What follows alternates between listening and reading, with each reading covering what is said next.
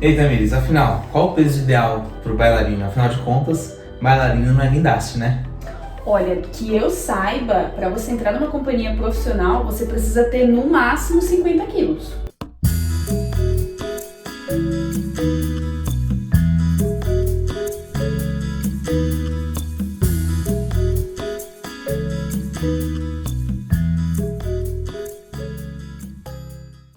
E aí, meu povo, sejam muito bem-vindos ao meu canal. E hoje eu trouxe um convidado, o professor Vinícius, que é o Personal Nerd, e nós vamos falar sobre composição corporal na dança.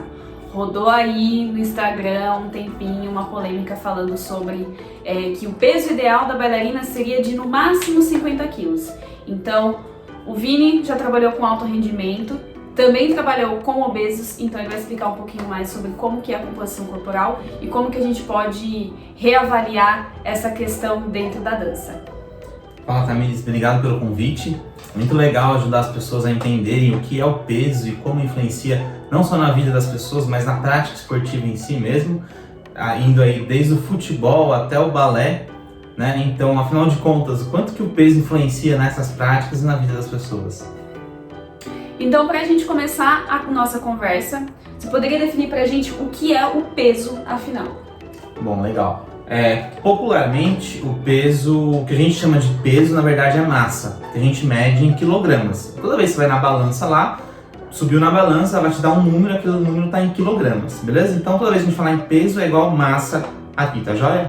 Então, tudo que a gente consegue medir através do peso, pesa, qualquer coisa pesa alguma coisa. Então, por exemplo, essa garrafinha de água que a gente tem aqui, tem água dentro. Se eu tirar a água dentro dela, a garrafinha vai continuar pesando alguma coisa, certo?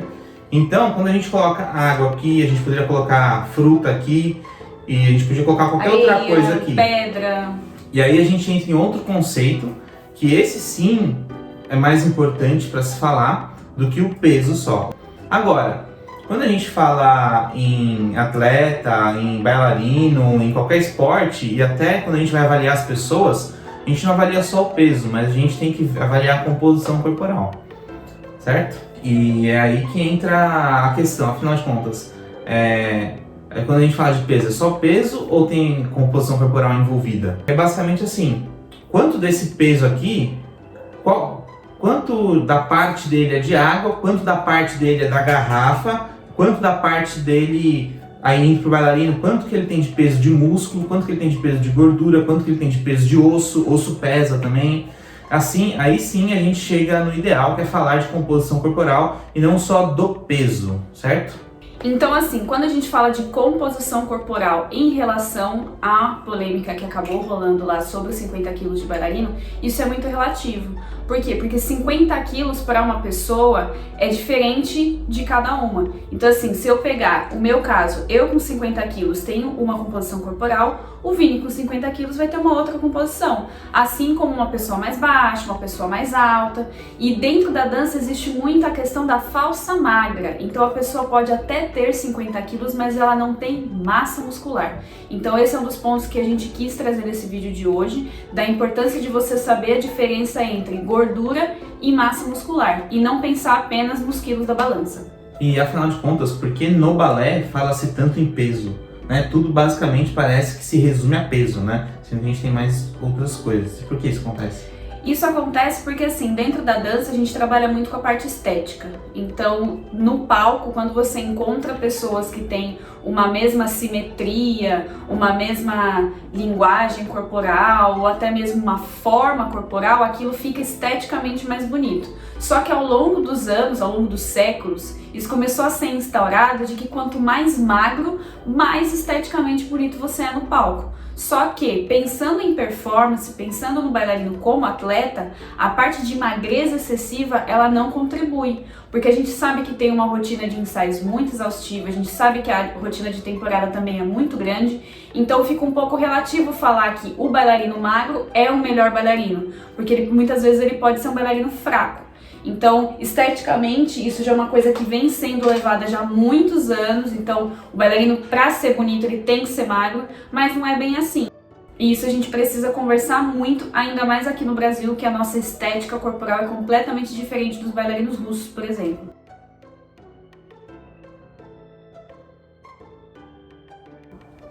Então, o peso relacionado ao balé é uma coisa que vem tradicional, enraizado na cultura do balé, falar-se de peso, né? Exatamente. Então, toda vez que vai fazer uma seleção para bailarinos, a gente vê basicamente o peso, e se aquele perfil lá que eles consideram como padrão ideal para o balé se encaixa nos padrões deles, né? Exatamente. Inclusive, tem algumas escolas que eles já selecionam a criança desde pequena, já pensando em como ela vai crescer, em como o corpo dela vai ficar dali para frente. Isso é um pouco ruim também, porque isso acaba tirando a oportunidade de novos talentos. Bom, e aí a gente entra num outra questão, que é falar o quanto que o peso influencia no esporte. No esporte, no balé, e qual a influência da técnica nisso, né? Normalmente, quando a gente fala de peso, a gente não fala só de balé. Indo pro esporte, a gente tem as lutas, por exemplo, sempre falam-se em peso. Mas por que fala-se de peso nas lutas, né? Porque quando você vai pegar vários atletas, você tem que categorizar esse pessoal. E a gente chegou a um nível de categorização que só é possível categorizar essas pessoas através do peso. Por isso, os atletas de luta, eles têm que chegar no nível de peso aí, são classificados por peso, até 70 quilos, até 80 quilos, para ver se eles conseguem competir em pelo menos igualdade, em alguma igualdade. Até porque não é justo você pegar uma pessoa de 50 quilos para ir combater com uma de 100 quilos. Então, eles utilizam esse parâmetro para você ter pelo menos uma questão ali mais de igualdade. Agora, tem esporte que influencia? Muito provavelmente tem. E quando a gente fala de gordura, a gente pode ver a gordura, o tamanho da gordura, para 1 kg de gordura é um negócio gigantesco. Já 1 kg de músculo, quase o tamanho da minha mão fechada, assim, ó. Então, essa relação também impacta. Por quê? O músculo, apesar de pesar no corpo também, né? Assim como o osso, a água que você bebe, tudo pesa.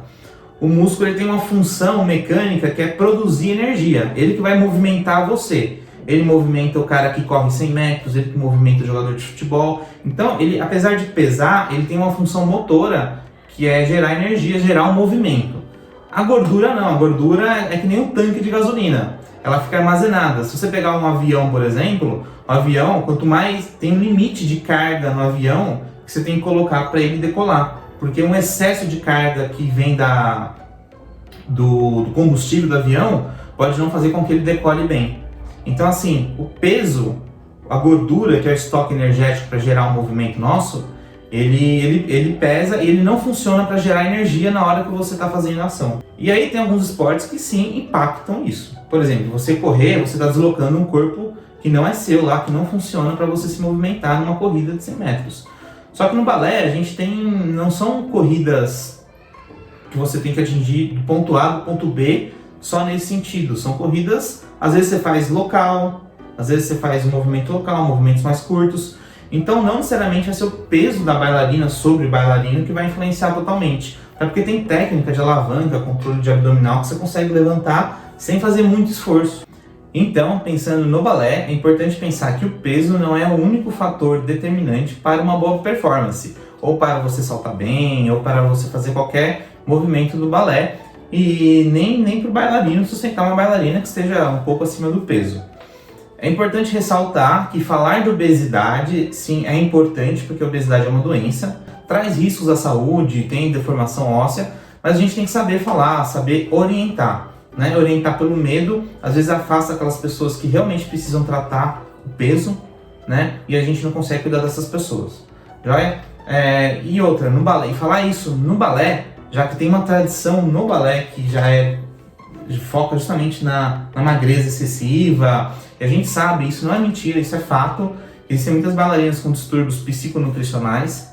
Então toda vez que a gente fala de peso, a gente tem que entender que quando a gente fala de peso, a gente atinge essas pessoas com distúrbios. Isso é super comum no balé, tanto com homens como mulheres. Muitas vezes a gente pega mulheres que estão com o joelho todo estourado, quadril todo estourado, mas que o importante para elas é aparentar a magreza que é exigida no balé. E a gente sabe o quanto que isso é prejudicial, isso aí, inclusive na hora que ela vai dançar no palco.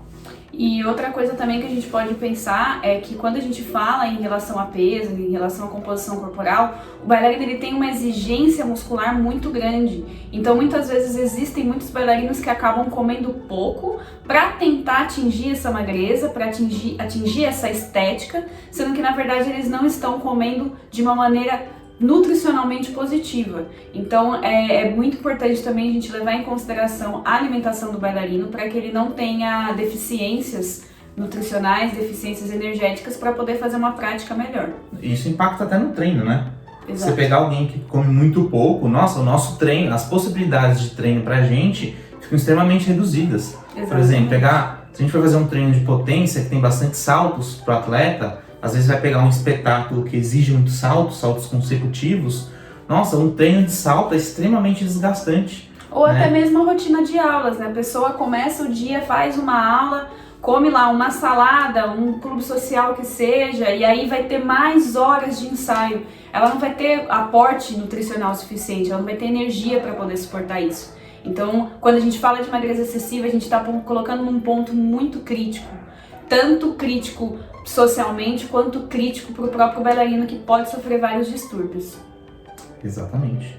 Isso aí. Então é isso. Se vocês gostaram desse vídeo, deixa aqui o joinha, se inscreva no canal, ativa o sininho, que a gente está trazendo conteúdo bem legal para poder desmistificar e poder discutir mais coisas sobre a dança em relação à alta performance.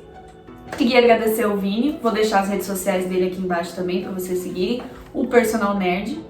E é isso, gente. Se vocês gostaram, comentem aqui embaixo se vocês conhecem pessoas que já sofreram esses distúrbios, se vocês já tiveram alguns problemas de imagem, que nós podemos tentar minimamente entrar em uma discussão saudável para a gente poder mudar esse quadro, beleza? Então é isso. Valeu, gente. Obrigadão. Tchau, tchau.